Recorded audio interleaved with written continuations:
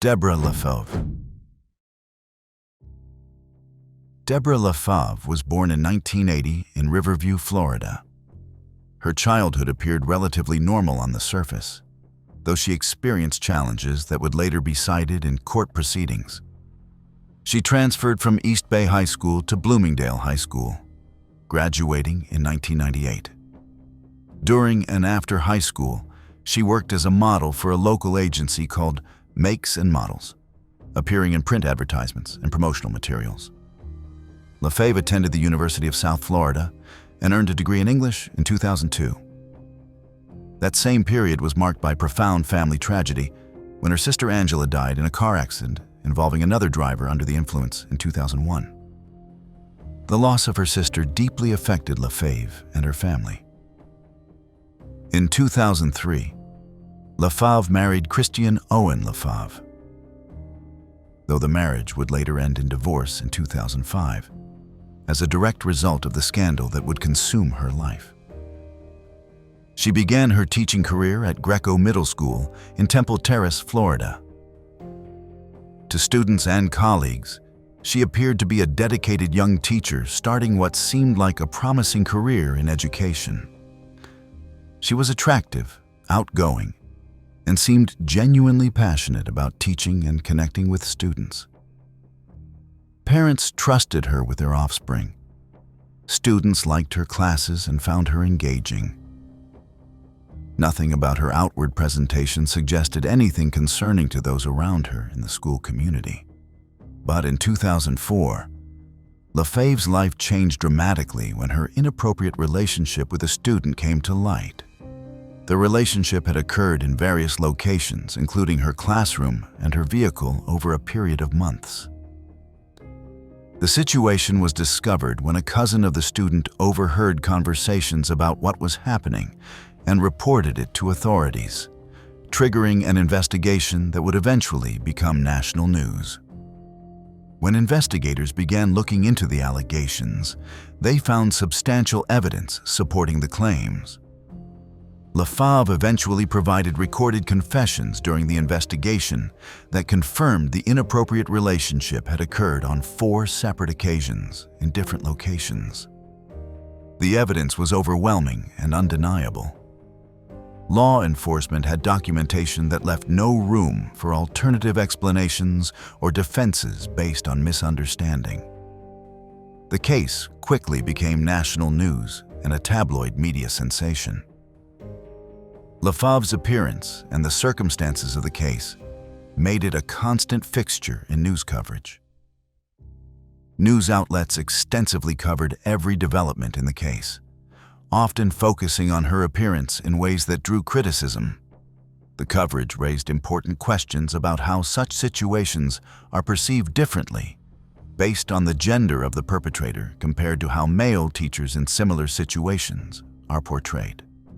During legal proceedings, Lefauve's defense team argued that she suffered from bipolar disorder and that this mental health condition had significantly impaired her judgment during the period when the relationship occurred.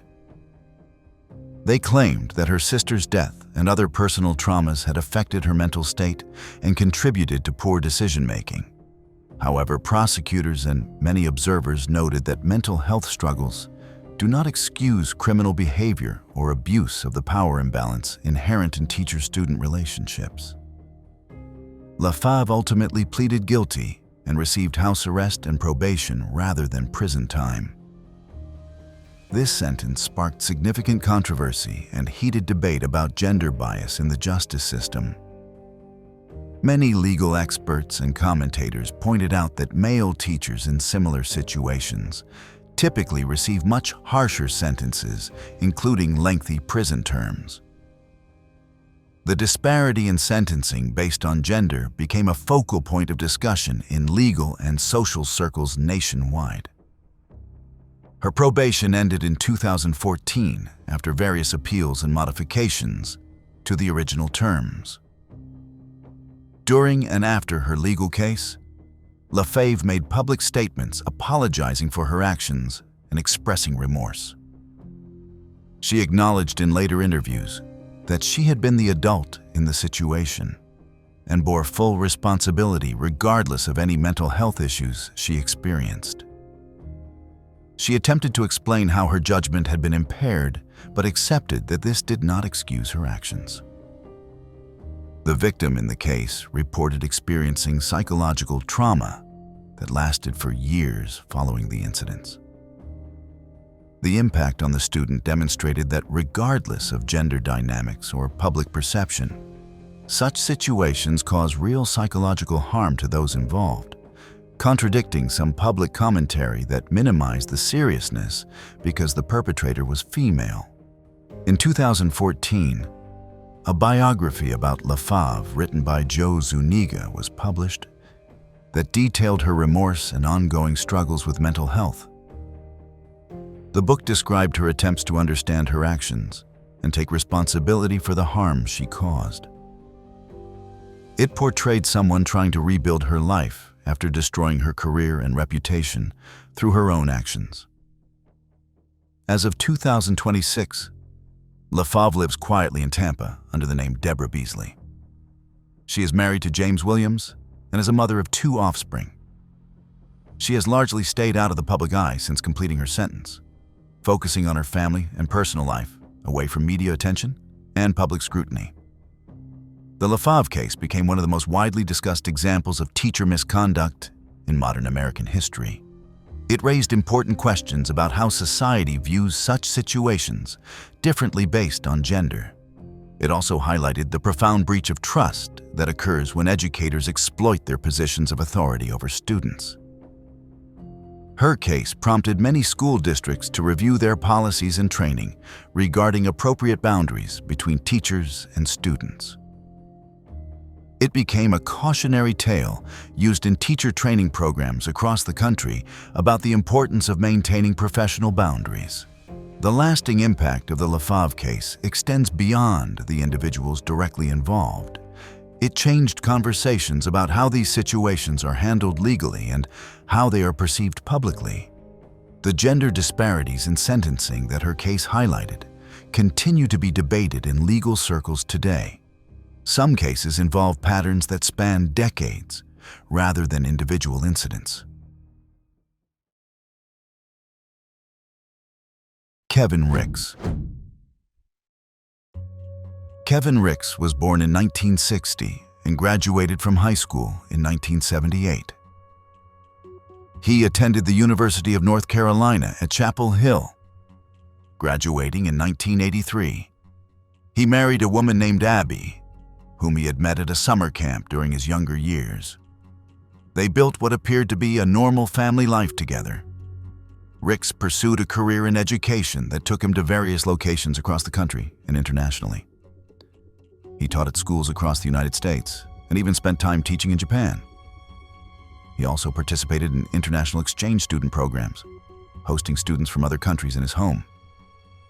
To all outward appearances, he was a dedicated educator who cared about young people and valued international cultural exchange. But behind this carefully maintained facade, Ricks was engaging in deeply troubling behavior that would span 3 decades. Beginning in 1978, when he worked at a summer camp, Ricks began a pattern of misconduct that would continue until 2010. Over those 32 years, he systematically exploited his positions of trust and authority in educational settings. Ricks targeted at least 9 victims over the course of his career as an educator. The victims included students he taught in various school settings and exchange students who stayed in his home as part of international programs. He documented his actions through videos and photographs, creating an extensive record of his offenses. He also kept detailed journals in which he wrote about his actions and his thoughts regarding them. In his journals, Ricks romanticized his inappropriate relationships with students. He wrote entries that attempted to frame his actions as something other than exploitation of young people under his care. These journals would later become crucial evidence against him, providing prosecutors with documentation of his mindset and actions, in his own words, spanning decades. Ricks's pattern of behavior finally came to light in 2010. investigators discovered electronic messages that raised serious concerns about his interactions with students. When they obtained a search warrant and examined Ricks's property and electronic devices, they found the journals and other evidence documenting decades of misconduct with multiple victims. The evidence was overwhelming in its scope and detail. The journals alone provided detailed accounts of multiple incidents over many years at different locations. The photographs and videos corroborated what was written in the journals with visual documentation. Faced with this mountain of evidence accumulated over decades, Ricks had little choice but to accept responsibility. Ricks pleaded guilty to the charges against him and was sentenced to a total of 45 years in prison. The lengthy sentence reflected both the number of victims and the extended time period over which his offenses occurred. It also took into account the positions of trust he had held as a teacher and host family and violated repeatedly throughout his career. The victims in Ricks's case suffered profound trauma from their experiences. Many were at vulnerable ages when the incidents occurred. At developmental stages, when they trusted the adults in their lives to guide and protect them. The betrayal by someone in a position of authority had lasting psychological impacts that extended into their adult lives. Some victims came forward during the investigation to describe how Ricks's actions had affected their lives and development. The international exchange students who were victimized faced particular challenges in processing what had happened to them. They had been far from home, in an unfamiliar country, staying with someone they were told they could trust as a responsible host family. The violation of that trust in such vulnerable circumstances was especially damaging psychologically. Ricks's case highlighted how predators can use respected positions like teaching and hosting exchange students as cover for their actions over extended periods. It demonstrated how someone can maintain a facade of normalcy and respectability for decades while engaging in harmful behavior. His wife and family were reportedly shocked when his actions came to light, having had no idea about his secret behavior over all those years.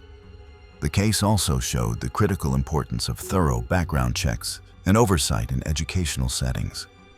Ricks had moved between different schools and programs over the years, and better communication between institutions and more rigorous screening might have identified patterns earlier in his career. As of the most recent available information, Ricks remains imprisoned, serving his 45-year sentence. There have been no notable appeals or updates to his case since his conviction and sentencing. The Ricks case serves as a sobering reminder that harmful behavior can continue for extended periods when perpetrators are skilled at maintaining appearances and systematically exploiting positions of trust. The 3-decade span of his offenses represents one of the longest-running patterns in modern cases involving educators. Not all cases involve criminal actions in the traditional sense. Enoch Burke. Enoch Burke comes from a fundamentalist Christian family of 10 siblings in Castlebar, Ireland. The Burke family is well known in Ireland for their conservative religious views and activism on various social issues. All 10 siblings were homeschooled by their parents, who held strong religious convictions that shaped the family's entire worldview. Burke earned a degree in theology and history, followed by a master's degree in education. He pursued a career in teaching, eventually securing a position at Wilson's Hospital School in County Westmeath, Ireland. By all accounts available, he was capable in the classroom and performed his teaching duties adequately for several years.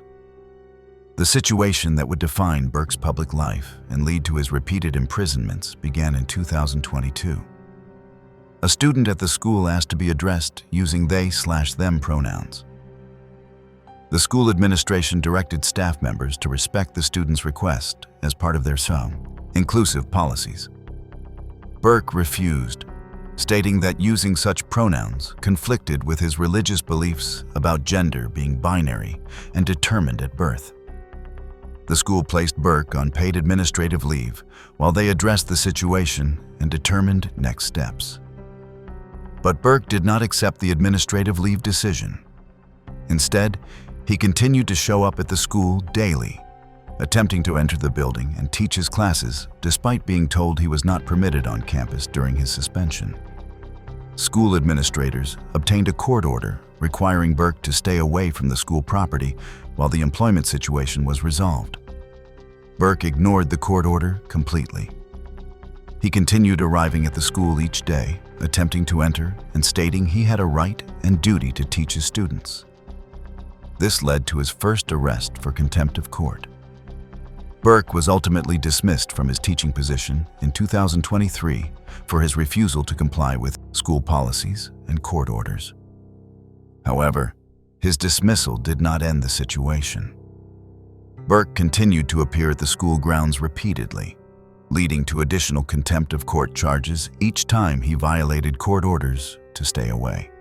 Each time Burke was released from custody, he immediately returned to the school grounds and was arrested again. This cycle repeated numerous times over the following years. By 2026, Burke had spent over 600 days in prison for contempt of court. He had also accumulated fines exceeding €225,000. Burke has consistently maintained that he is being persecuted for his religious beliefs. He has made statements that he would rather spend 100 years in prison than compromise his principles regarding gender. However, courts have repeatedly clarified that Burke is being imprisoned for trespassing and contempt of court, not for his religious beliefs. The legal issue is his refusal to comply with court orders, not his views on gender. The Burke family has been actively involved in his case, staging protests outside the school and in other locations. The family is known for their activism on various conservative social issues, including opposition to LGBTQ rights and policies.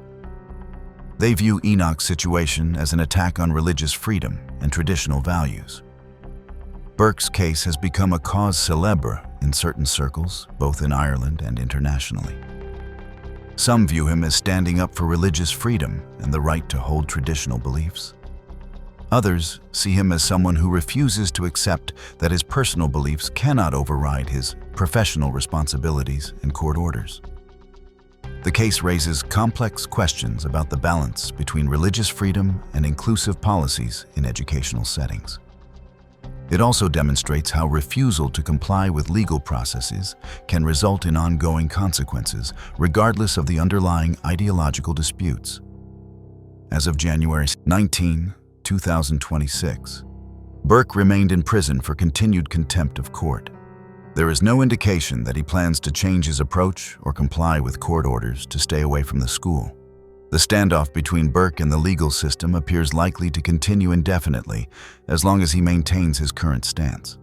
Burke's case is unusual among teacher misconduct cases in that it does not involve harm to students, but rather ideological conflict and repeated legal violations. It demonstrates how strongly held beliefs can lead individuals to sacrifice their freedom and financial stability rather than compromise. Some cases involve relationships that violate every professional and legal boundary. Mary Kay Letourneau. Mary Kay Letourneau was born in 1962 in Tustin, California. She came from a strict Catholic family with a complicated history. Her father was a politician whose career was damaged by scandal involving an affair. Her childhood also included tragedy when her brother drowned while she was supposed to be watching him. Letourneau earned her teaching degree in 1989 and married Steve Letourneau the same year. They had 4 offspring together over the following years. She began teaching at Shorewood Elementary School in Burien, Washington, where she was known as an engaging and creative teacher. In 1996, Letourneau began an inappropriate relationship with a student at her school named Vili Fualao. The relationship resulted in Letourneau becoming pregnant twice. The first pregnancy was discovered when she was found in a vehicle with Foileau by police. The situation could no longer be hidden. Investigators found letters, other evidence documenting the relationship. Letourneau was arrested and charged with serious offenses. During the investigation, she gave birth to her first offspring with Foileau. She initially claimed that there was an emotional connection between them, describing it as love rather than exploitation. Letourneau initially received a suspended sentence with the requirement that she have no contact with Foileau.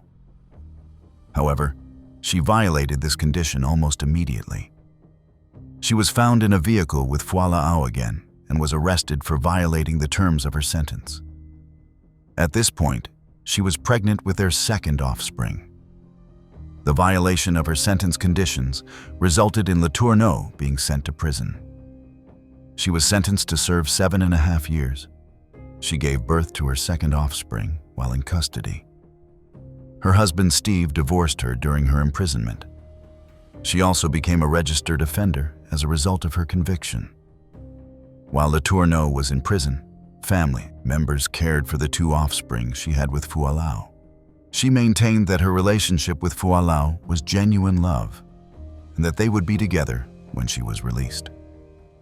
Many observers found these claims deeply troubling, given the power imbalance and the fact that the relationship began when Foileau was a student under her care.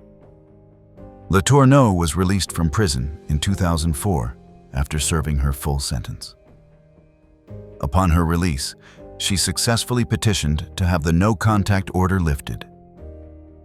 In 2005, she and Foileau married. This development shocked many people and raised difficult questions about how to understand relationships that begin as clear exploitation but continue into adulthood. Letourneau and Foileau remained married for 14 years. During this time, they raised their 2 daughters together. Letourneau attempted to live a quiet life away from media attention, though her case remained one of the most discussed examples of teachers' misconduct. Foileau later spoke publicly about struggling with depression and the complexity of his situation. He had been a student when the relationship began, and processing the nature of how it started while maintaining a marriage and family was psychologically difficult. In 2019, Letourneau and Foileau separated and later divorced. Letourneau was diagnosed with cancer and died in July 2020 at age 58. Foileau was by her side during her final illness, despite their divorce. Her death brought renewed attention to her case and the complicated questions it raised about power, exploitation, and how such situations should be understood. The Letourneau case became internationally known and remained controversial throughout her life and after her death.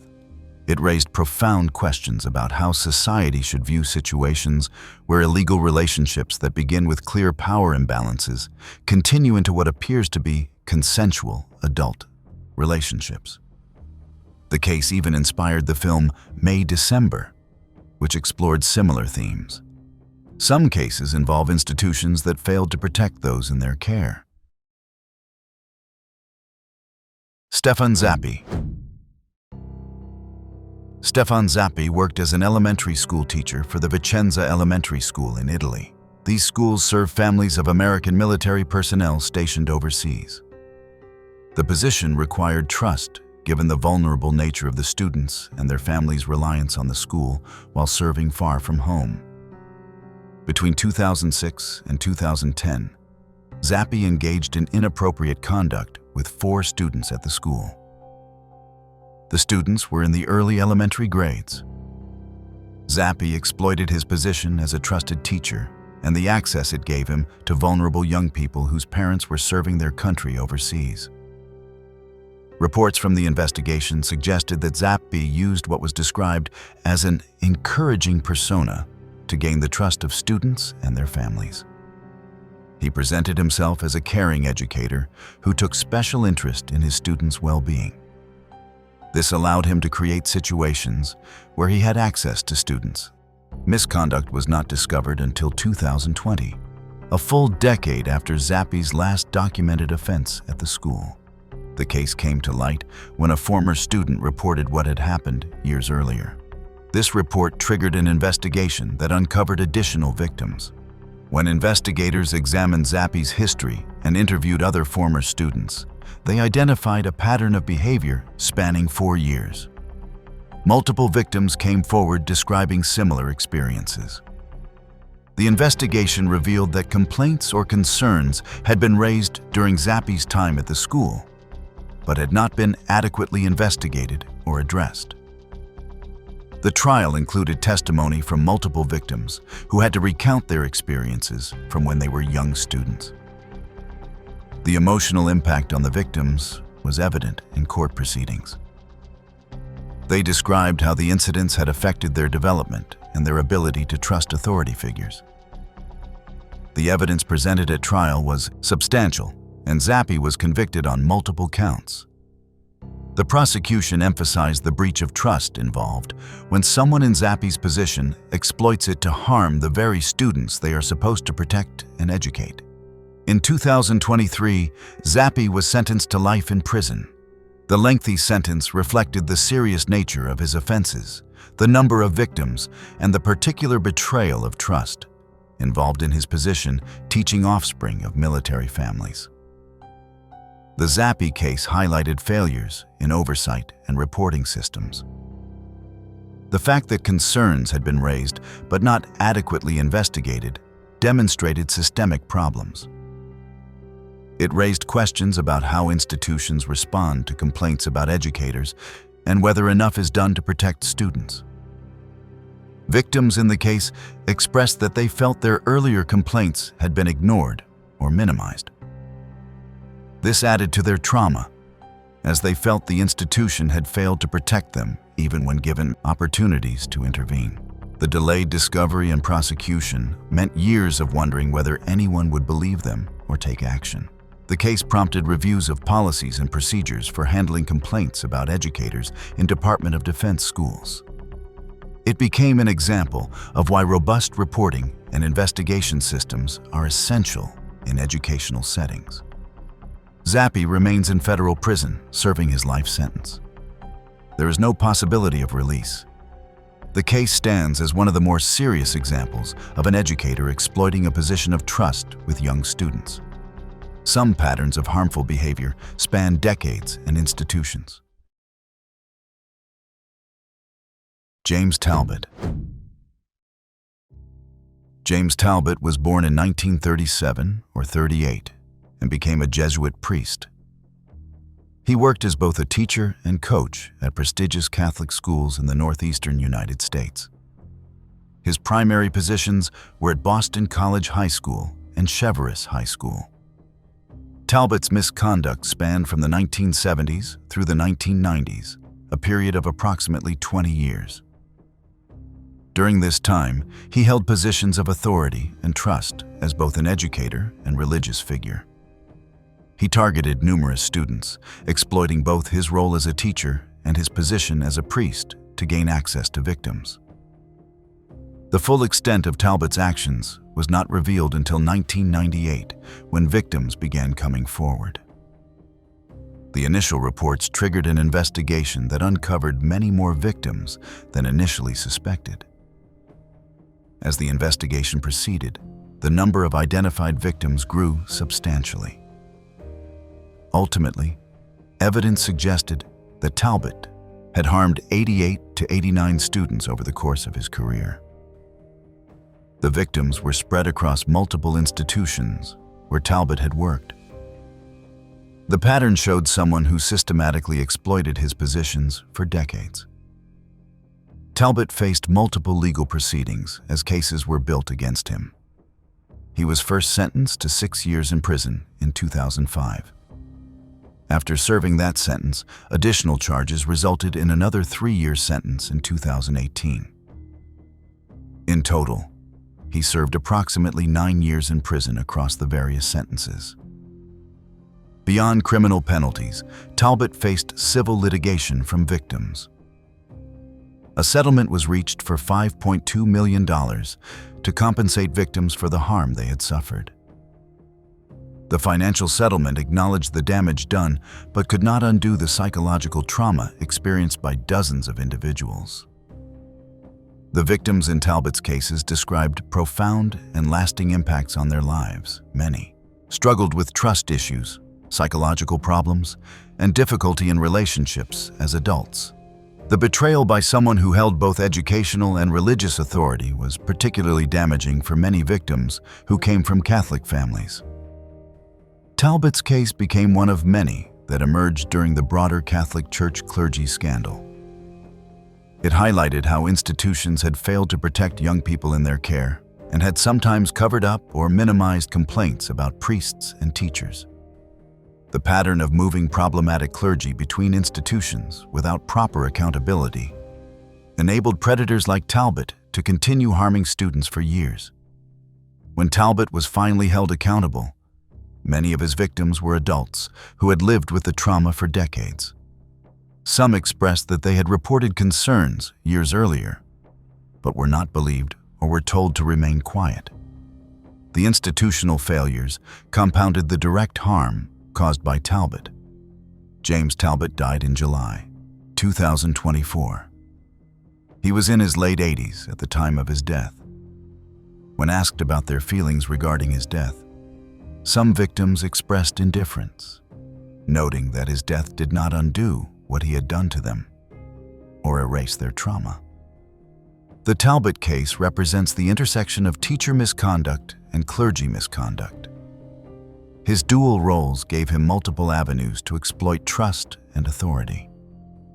The decades-long pattern demonstrated how someone could continue harmful behavior when institutions failed in their duty to protect students. Some cases reveal predators who operated internationally for decades. William James Vahey. William James Vahey was born in 1949 at West Point Military Base. His background appeared respectable on the surface. However, he himself had experienced harm as a young person, which may have influenced his later behavior, though this does not excuse his actions. In 1969, Vahey was convicted of an offense against a young person in California. This conviction should have prevented him from working with young people. However, failures in background check systems allowed him to obtain teaching positions internationally, despite his criminal history. Vahey built a career teaching at international schools across multiple continents. He taught in countries including Spain, Saudi Arabia, Indonesia, Lebanon, the United Kingdom, and others. He spent decades working at prestigious international schools that served expatriate families and wealthy local families. Throughout his career, Vahey targeted students at the schools where he taught. His pattern involved drugging students and then photographing them. He accumulated thousands of photographs documenting his actions over the years. The students who were victimized often had no memory of what had happened due to being drugged. How did Vahey evade detection for so long, despite his conviction and pattern of behavior? The international nature of his career meant that background checks often did not transfer between countries. Schools in different nations did not have access to his criminal history in the United States. Each move to a new country essentially gave him a fresh start with institutions that knew nothing about his past. Vahey's actions were finally discovered in 2014 when he left a flash drive in the seat pocket of an airplane. Someone found the drive and examined its contents. What they found were photographs documenting Vahey's actions with numerous students.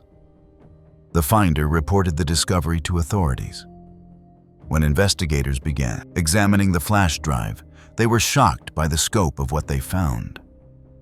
The photograph suggested Vahey had victimized at least 90 students, though the actual number could be higher. The images showed students from various schools where he had taught over his 40-year career. Law enforcement agencies in multiple countries became involved as they attempted to identify victims and build cases against Vahey. But the investigation would never result in prosecution.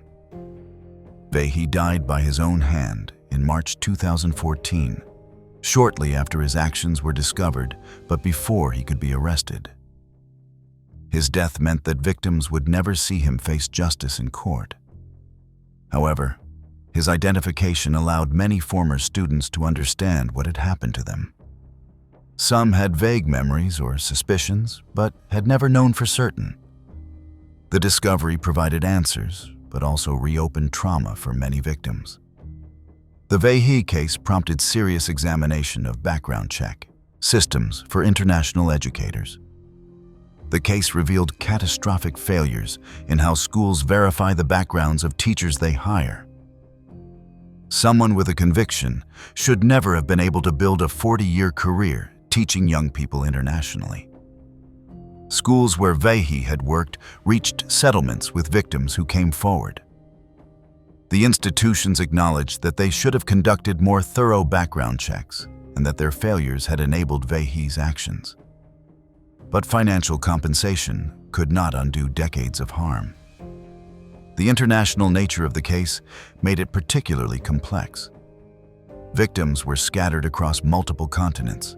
Many had moved on with their lives and were shocked to learn years later that they had been victimized by their teacher. The discovery process was traumatic, as adults had to confront experiences from their youth. The Vahey case stands as one of the most extensive examples of an educator exploiting their position over an extended period. The 40-year span of his offenses and the international scope made it unique in the scale of harm caused.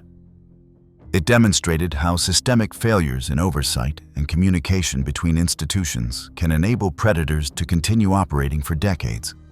If you've made it this far and enjoy deep dives into the most shocking criminal cases, hit that subscribe button and don't forget to press the bell icon. Jacqueline Ma. She was named Teacher of the Year. Parents trusted her with their children. Administrators praised her dedication. Colleagues looked up to her as a model educator. Jacqueline Ma had built the kind of reputation most teachers spend entire careers trying to achieve. And for years, everyone believed it. But in 2024, Ma was sentenced to 30 years to life in prison. Because while the school was celebrating her excellence, she was targeting students in her own classroom. This is the story of how California's Teacher of the Year became one of its most calculated predators, and how the very award meant to honor her gave her the cover she needed to destroy lives. Jacqueline Ma worked as an elementary school teacher in California. By all external measures, she was exceptional at her job. She received recognition from administrators. She earned praise from parents. When the school selected her as Teacher of the Year, it seemed like a natural choice.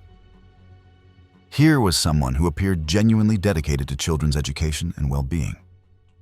But that image? It was a tool. Behind closed doors, Ma was targeting 2 students. Both were in their preteen years. Both trusted her completely. And that trust did not happen by accident. Ma used a technique that predators have perfected for generations: grooming. She cultivated special relationships with specific students over time. She positioned herself as more than just a teacher. She was a mentor, a confidant, someone who cared about them beyond their grades. She created situations where she had private access to students without raising suspicion. She convinced them that their relationships were special, secret, something to protect. She made them believe they were chosen. The students did not understand what was happening. They were children. They trusted an authority figure who their parents trusted, who their school had publicly honored. And that is exactly what Ma was counting on. The truth came out the way these cases often do: electronic evidence. Investigators discovered communications between Ma and her victims. Messages, photographs, a digital trail that revealed everything she had hidden behind her perfect reputation. Once the investigation started, the full picture emerged. Forensic examination of her devices showed a pattern. This was not a single lapse in judgment. This was calculated, deliberate, repeated. Ma had specifically identified students who might be vulnerable, students who wanted attention, students who admired her, and she had exploited that admiration systematically. The case went to trial. Prosecutors presented the electronic evidence. They called the victims and their families to testify. The evidence showed exactly what Ma had done and how she had done it. During proceedings, Ma expressed remorse. She apologized for her actions, but the prosecutor was not buying it. The court described her behavior as predatory. Her apologies did not change what the evidence showed. A pattern of targeting, grooming, and exploitation carried out by someone who knew exactly what she was doing. And the judge made something very clear. The fact that Ma had been named Teacher of the Year made everything worse. She had been held up as an example, a model educator. Parents had seen that award and trusted her even more because of it. She had used that trust as a weapon.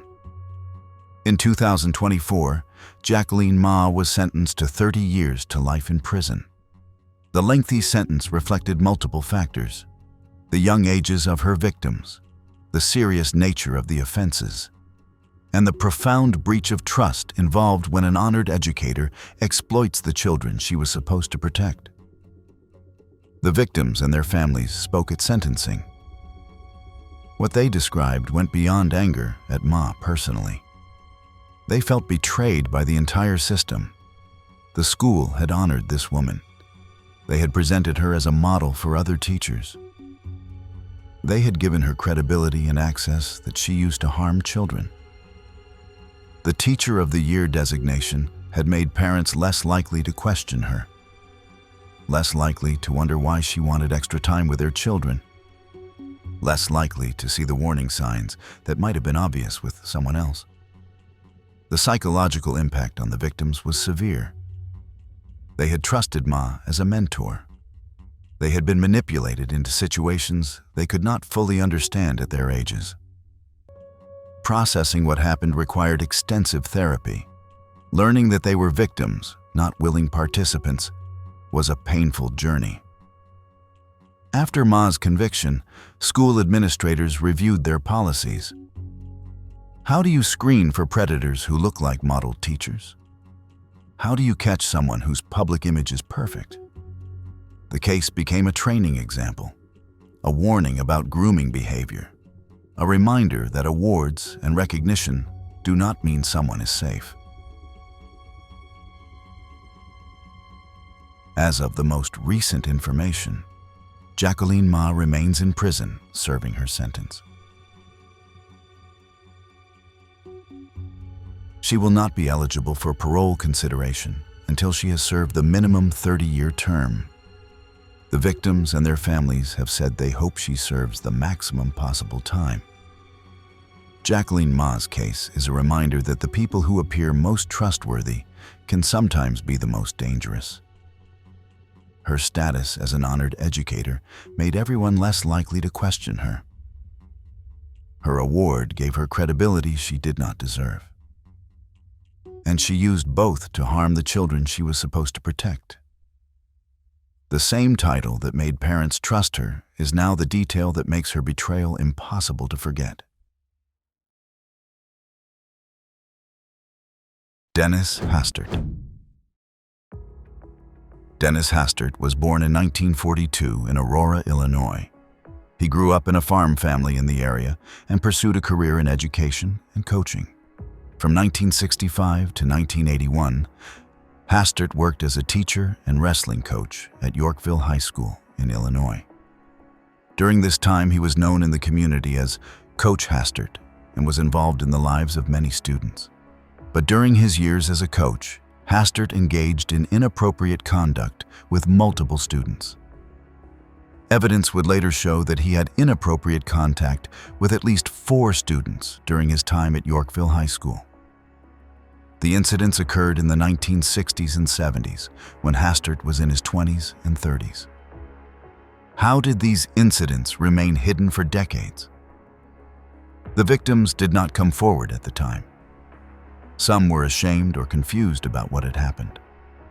Others feared they would not be believed or that reporting would cause problems for them and their families. The culture around such issues was very different in the 1960s and 70s, with less awareness and support for victims. Hastert left teaching in the early 1980s and entered politics. He was elected to the United States House of Representatives in 1986. He served in Congress for over 20 years, rising through leadership positions. From 1999 to 2007, he served as Speaker of the House, making him one of the most powerful political figures in America and second in line to the presidency. Throughout his political career, Hastert's past remained hidden. The victims had not spoken publicly, and Hastert had built a completely different life in politics. He was known as a conservative Republican leader, not as someone with a troubling past in education. The situation began to unravel years after Hastert left Congress. One of his former students had approached him seeking compensation for the harm that had occurred decades earlier. Hastert agreed to pay the individual to keep the past quiet. He structured financial transactions to avoid reporting requirements, withdrawing money in amounts designed to evade banking regulations. Federal investigators noticed the unusual pattern of withdrawals from Hastert's accounts. When they questioned him about the transactions, he lied about the purpose of the withdrawals. This led to federal charges, not for the original incidents from decades earlier, which were beyond the statute of limitations, but for structuring financial transactions to evade reporting requirements and lying to federal investigators. During the investigation and legal proceedings, details about Hastert's past as a coach emerged publicly for the first time. Multiple former students came forward to describe what Hastert had done to them when they were young wrestlers on his team. The revelations shocked those who had known Hastert during his political career. Sentencing hearing in 2016, one victim confronted Hastert directly. The individual described how Hastert's actions had affected his life and caused ongoing psychological harm. Other victims provided statements about their experiences. The judge, in imposing sentence, referred to Hastert as a serial child molester based on the pattern of behavior described by multiple victims. Hastert was sentenced to 15 months in federal prison and fined $250,000. He served his sentence and was released. The relatively short sentence was for the financial crimes and lying to investigators, not for the underlying incidents which were too old to prosecute criminally. However, the judge made clear in sentencing remarks that he was considering Hastert's past actions in determining the sentence. Victims also pursued civil litigation against Hastert. In 2021, Hastert reached a settlement in a lawsuit brought by one of his former students. The terms of the settlement were confidential, but it represented a legal acknowledgement of the harm caused. The Hastert case demonstrated how someone can rise to the highest levels of power while concealing a deeply troubling past. For decades, he held positions of trust and authority while keeping secret what he had done as a young coach. The revelation damaged his legacy and reputation irreparably. Victims who spoke publicly described struggling with panic attacks and other psychological issues for decades before Hastert was finally exposed. Some had tried to move on with their lives without confronting what had happened. The public exposure brought relief to some victims who finally saw Hastert held accountable, even if not for the original incidents. As of the most recent information, Hastert lives a private life following his release from prison. He is a registered offender as a result of his conviction. His name, once associated with political power, is now associated with his actions as a coach decades earlier. The case raised questions about why the incidents were not discovered or reported earlier. Some observers noted that Hastert's position as a coach gave him authority over young athletes who trusted him. The power dynamic made it difficult for students to question or report his behavior. The case highlighted how institutional power can enable misconduct to continue unreported. Some cases involve academics who exploited vulnerable individuals in research settings. Anna Stubblefield. Anna Stubblefield was born in 1969 in Plymouth, Michigan. Her parents both held doctoral degrees in special education, and she grew up in an academic environment. She pursued her own academic career, eventually becoming a philosophy professor at Rutgers University, where she taught ethics. Stubblefield became interested in a controversial method called facilitated communication. This technique supposedly allows nonverbal individuals with disabilities to communicate by having a facilitator support their hand while they type. The scientific community has extensively studied facilitated communication and found it to be invalid, with research showing the facilitator, rather than the disabled individual, controls the communication. Despite the scientific consensus against facilitated communication, Stubblefield believed in the method. She began working with a man identified as DJ, who has cerebral palsy and intellectual disabilities and is nonverbal. DJ's family allowed Stubblefield to work with him, using facilitated communication, hoping it might help him communicate. Through facilitated communication sessions, Stubblefield believed that DJ was communicating complex thoughts and feelings. She interpreted the typed messages she facilitated as expressing romantic interest in her. She came to believe that she and DJ were in a romantic relationship and that he was capable of consenting to such a relationship. DJ's family reported to authorities that Stubblefield had engaged in inappropriate conduct with DJ during their sessions together. An investigation was opened. The central question became whether DJ was capable of consenting to such interactions given his disabilities, and whether facilitated communication represented his actual thoughts and desires. The case went to trial in 2015. Prosecutors argued that DJ was not capable of consent given his disabilities, and that the facilitated communication was not actually his voice, but rather Stubblefield's projections. They presented expert testimony about how facilitated communication has been debunked by scientific research. The defense argued that DJJ was capable of consent and that the facilitated communication genuinely represented his thoughts and desires. They presented Stubblefield's belief that she and DJ had a genuine romantic relationship. The core legal and ethical question was whether someone with DJ's level of disability could consent to such a relationship. Stubblefield was convicted and initially sentenced to 12 years in prison. However, she appealed the conviction, arguing that there were problems with how the trial was conducted. In 2017, an appeals court overturned the conviction and ordered a new trial or plea agreement. Rather than face another trial, Stubblefield accepted a plea agreement in 2018 for a lesser charge. She was sentenced to time served, meaning she was released after having already spent time in custody during the legal proceedings. The plea allowed her to avoid a potentially longer sentence if convicted again at trial. The case sparked intense debate about disability, consent, and facilitated communication. Disability rights advocates were divided. Some argued that people with disabilities deserve to have their autonomy and potential for relationships respected. Others argued that DJ's level of disability made genuine consent impossible, and that Stubblefield had exploited a vulnerable person. The facilitated communication aspect added complexity to the case. Scientific evidence strongly suggests that facilitated communication does not work, and that the facilitator controls the messages. If this is true, then Stubblefield was essentially having a relationship with someone who could not communicate consent or lack thereof. The facilitated messages she believed were from DJ were likely her own unconscious movements.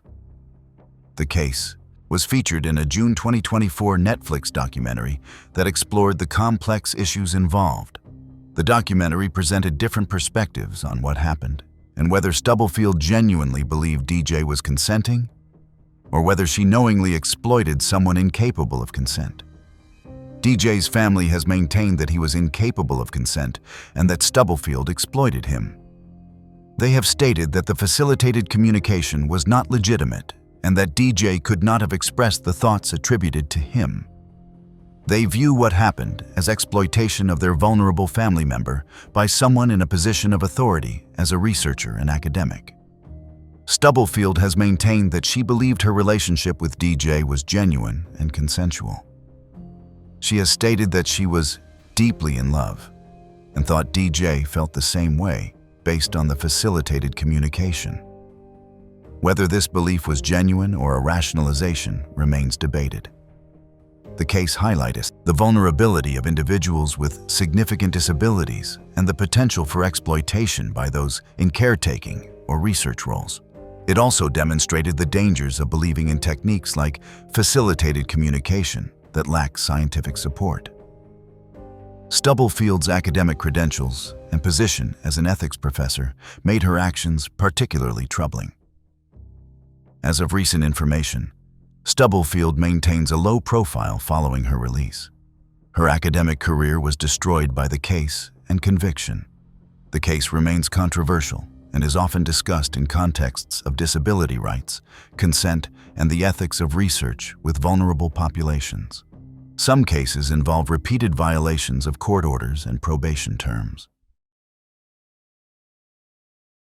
Pamela Joan Rogers. Pamela Joan Rogers was born in 1977 in Tennessee. She attended high school where she was prom queen and played basketball. She also did some modeling, including bikini modeling work. She appeared to be someone focused on her appearance and social status during her younger years. Rogers became a physical education teacher at Centertown Elementary School in Tennessee. She married and seemed to be building a conventional life as an educator and spouse. However, her marriage experienced difficulties that she later cited as contributing to her poor judgment and decision-making. In 2004, Rogers engaged in an inappropriate relationship with a student. The relationship involved multiple encounters. The situation came to light when people in the community overheard conversations about what was happening. The overheard discussions led to a report to authorities and an investigation began. When investigators looked into the allegations, they found evidence confirming the inappropriate relationship had occurred on multiple occasions. Rogers was arrested and charged. The case proceeded through the legal system, with Rogers facing serious charges for her conduct with a student under her supervision. Rogers pleaded guilty and was initially sentenced to 7 years in prison in 2006. However, the sentence was suspended, and she was placed on probation instead of being sent to prison.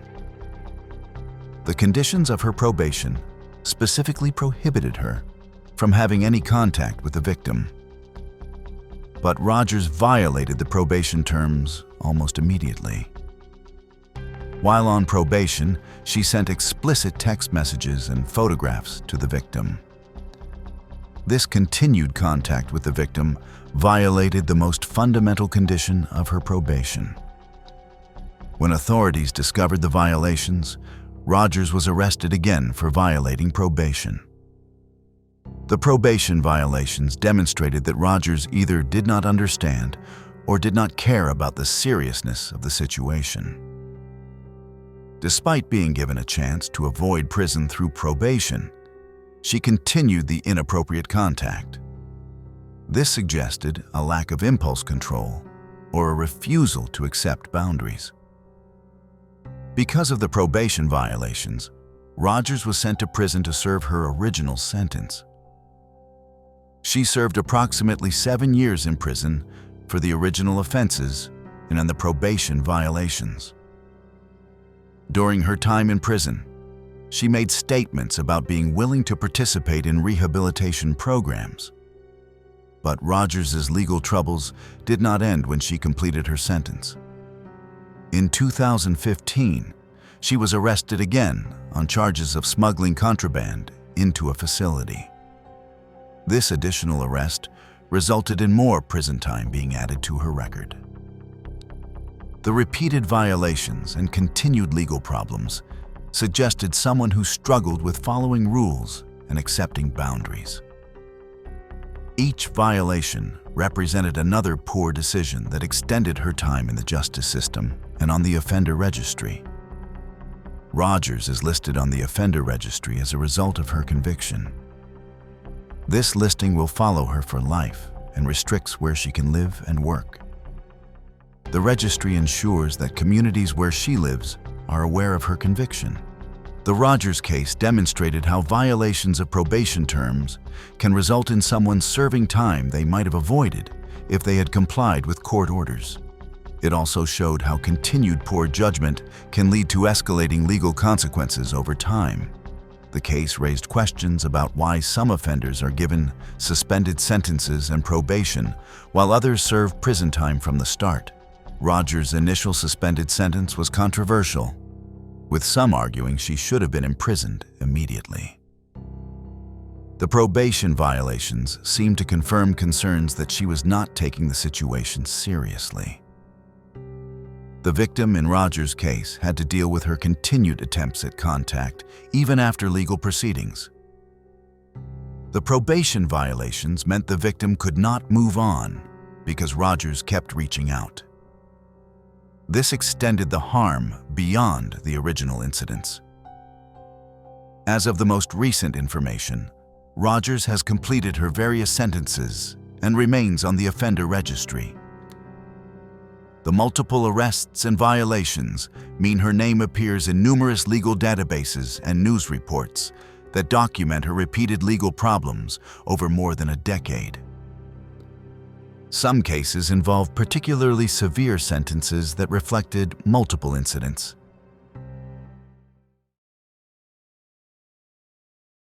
Jennifer Fichter. In 2015, a Florida judge sentenced Jennifer Fichter to 22 years in prison. Not months, years. It was one of the longest sentences ever given to a female teacher for this type of offense. The judge called her a predator, and for the first time in a long time, the punishment matched the crime. This is the story of how one case changed the conversation about who gets punished and who walks free. Jennifer Fichter was born in 1984. She grew up in Florida, attended Paxson School for Advanced Studies, and went on to earn a bachelor's degree in English from the University of Florida. By all appearances, she was building a respectable career in education. She landed a teaching position at Central Florida Aerospace Academy in Lakeland. She taught English. Her colleagues thought she was capable. Her supervisors saw no warning signs. Nothing about her suggested what was happening behind closed doors. But Fichter was not just teaching her students English. She was targeting them. 3 students, all 17 years old, all in her classroom, all trusting her as their teacher. The relationships were not brief mistakes. They were not one-time lapses in judgment. Prosecutors documented at least 37 separate incidents across the 3 victims. 37 times she made the choice to cross that line. This was not impulsive. This was calculated, repeated, deliberate. When the investigation began, the evidence mounted quickly. Each victim, each incident, each documented encounter painted a picture of someone who had systematically exploited her position of authority over students who trusted her. Fichter was arrested and charged with multiple counts. The charges reflected the scope of what she had done. This was not a single mistake being prosecuted. This was a pattern of predatory behavior. During the trial, Prosecutors argued that Fichter had deliberately groomed her victims. She had identified vulnerable students. She had cultivated relationships that crossed professional boundaries. She had exploited the trust that comes with being a teacher. The evidence supported every claim. And when it came time for sentencing, the judge did something that sent shockwaves through legal circles. 22 years. Not the probation that Deborah Lefebvre received. Not the short sentence that so many female offenders had gotten before. 22 years in a Florida state prison. The judge explained the reasoning. This was not a woman who made a mistake. This was a predator who targeted multiple victims over an extended period. The sentence needed to reflect the severity of what she had done. The victims' families spoke at sentencing. They described feeling betrayed by someone they had trusted to educate their children. They described the damage done to their sons. They described the anger of knowing that a teacher had exploited the position they held. Their words made clear that the harm was real, regardless of who committed it. The Fichter case immediately became part of a larger debate. Was 22 years too harsh? Or was it finally appropriate? Some pointed to male teachers who had received similar or shorter sentences for comparable conduct. They argued that Fichter's punishment was excessive, that sentencing should be consistent regardless of gender. But others saw it differently. They pointed to cases like Deborah Lefebvre, who received only probation, Mary Kay Letourneau, who served just 7 years, Pamela Rogers Turner, who got less than a decade. For years, female teachers had received sentences that seemed to minimize their crimes. From this perspective, Fichter's sentence was not too harsh. It was finally equal. The judge had treated her the same way a male teacher would have been treated. No discount for gender, no assumption that female perpetrators cause less harm. Just accountability for what she did. Jennifer Fichter is currently serving her sentence in a Florida correctional facility. If she serves the full term, she will be released in 2035. She will be in her 50s. She will have spent more than 2 decades behind bars. 22 years is a long time. Long enough to miss entire generations growing up. Long enough to become a different person. Long enough to truly understand the weight of what she did. Some people still debate whether the sentence was fair, but nobody debates what Jennifer Fichter did. 3 students, 37 incidents, a teacher who became a predator. The only question is whether 22 years is the punishment she deserved, or simply the punishment that female offenders should have been receiving all along. Either way, the Fichter case made one thing clear.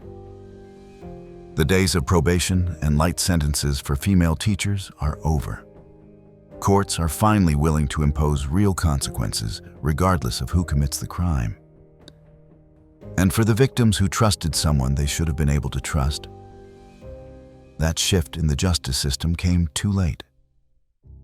But for future students, it might make all the difference. Eric Justin Toth. Eric Justin Toth was born in 1982 in Hammond, Indiana. He pursued higher education in teaching, attending both Cornell University and Purdue University, where he studied education. He built credentials that would allow him to work as an educator in prestigious schools. Toth obtained a teaching position at a private school in Washington, D.C. that served elementary-aged students. He worked as a 3rd-grade teacher at the school and appeared to colleagues to be a dedicated educator. However, Toth was secretly engaging in deeply troubling behavior involving students.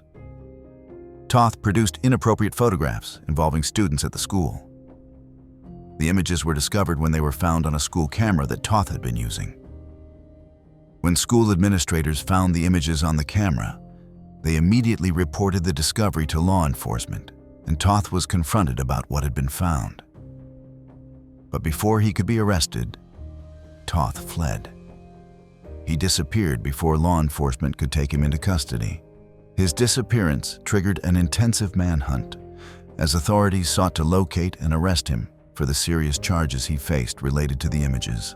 Toth remained a fugitive for 5 years, evading capture despite being placed on the FBI's most wanted list. During his time as a fugitive, he traveled to various locations and used different identities to avoid detection. The FBI conducted an extensive investigation to track him down. Investigators characterized Toth as a compulsive liar who was skilled at deception. These traits helped him evade capture for years as he created false identities and moved between locations. However, the FBI continued pursuing leads and building their case during his time as a fugitive. In 2013, Toth was finally captured. After 5 years on the run, he was located and arrested. His capture ended one of the FBI's more extensive manhunts for someone charged with offenses related to inappropriate images of young people. Once in custody, Toth faced prosecution for the charges that had caused him to flee 5 years earlier. The evidence from the school camera remained the foundation of the case against him. Additional evidence may have been gathered during the investigation while he was a fugitive. Toth was convicted and in 2014 was sentenced to 25 years in federal prison. The sentence reflected both the serious nature of the original charges and the fact that he had fled to avoid prosecution. Flight from justice is considered an aggravating factor in sentencing. The victims in Toth's case were young students who had been photographed without their knowledge or consent. The discovery of the images was traumatic for the families who learned that someone they trusted as a teacher had violated that trust in such a fundamental way. The case highlighted how educators who engage in such conduct often groom students and exploit positions of trust to create opportunities for harm. Toth's access to students as their teacher gave him opportunities to take images without immediate detection. Toth's time as a fugitive added to the trauma experienced by victims and their families. For 5 years, they knew that the person who had harmed their offspring was free and evading justice. The eventual capture and conviction provided some measure of closure. As of recent information, Toth remains in federal prison serving his 25-year sentence. There have been no notable updates or appeals in his case since his sentencing. He will likely serve the substantial majority of his sentence before any possibility of release. The case demonstrated the FBI's commitment to pursuing fugitives, even when it requires years of investigation. Toth's placement on the most wanted list ensured that resources were dedicated to locating him. His eventual capture sent a message that fleeing does not prevent eventual accountability. The final case involves a cross-country manhunt for a teacher and student. This was all from our side today. Thanks for watching. Click here to check out another video.